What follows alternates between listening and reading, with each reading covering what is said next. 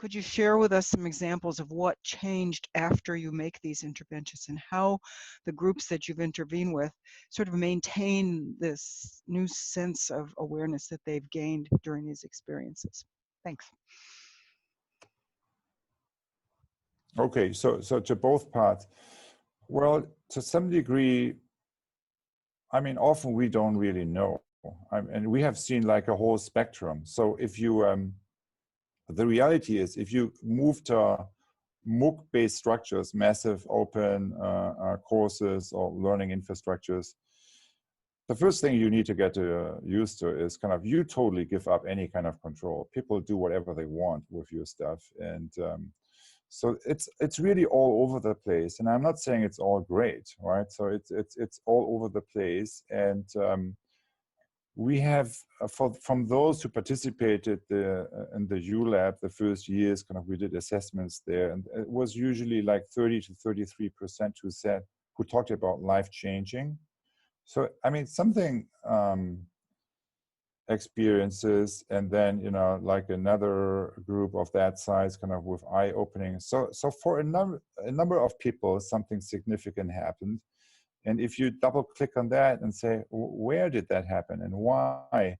There's usually, most of that I would say is related to either small circle work. So we really give them kind of quality processes for small circle work where they really build the container, because nobody shifts consciousness by watching any video nonsense, right? So by you know, being just an observer, you need to be in a deep listening space in order to really go through a deeper transformative process. And we basically, you could think about it as a radical decentralization of the classroom, right? What the MOOC is, if it really works. You hand over all your tools and you make them create these holding spaces for each other. And that's like in these circle work, but also in hubs, kind of where they come together in place-based communities. So that's one thing that we learned. And there, but then there are others, like many people kind of, they start something and then they can't continue. So there was just a connection, it's incomplete. As I said, it's really all over. In principle, so when we looked at that, so I'm coming from that, and I'm also asking myself, so what is my role in this here? So there's already like enough personal change in the world. I don't need to contribute to that. So it's like well covered. There's enough systems change in the world that doesn't gets enough traction. I think where I try to come in is really where that blends, right? Kind of the personal and the consciousness perspective kind of to the system.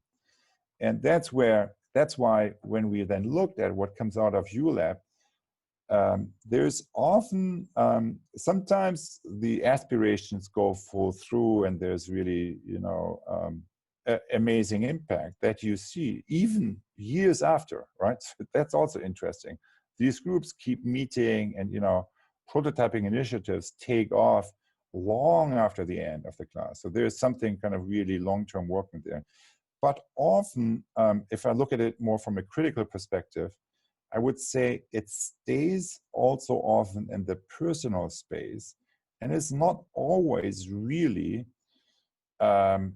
transforming the system, right? So, and that's really the starting point where we thought, by listening to these experiences, then people have all these aspirations, but they are not materialized. ULab is over, and now what? So that's where why we developed the Societal Transformation Lab, to really focus more on teams and on the systems impact. So it's like a companion, it's a part 2 of this process, just to nudge people more to the systems change, because that's what we try to be in service of. We don't want to be just another infrastructure that is primarily and only working on the personal and person-to-person space.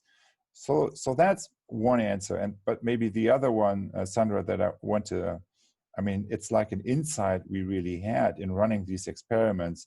So where does the change happen? It's personal, it's kind of the circle work, the hubs, the place-based groups.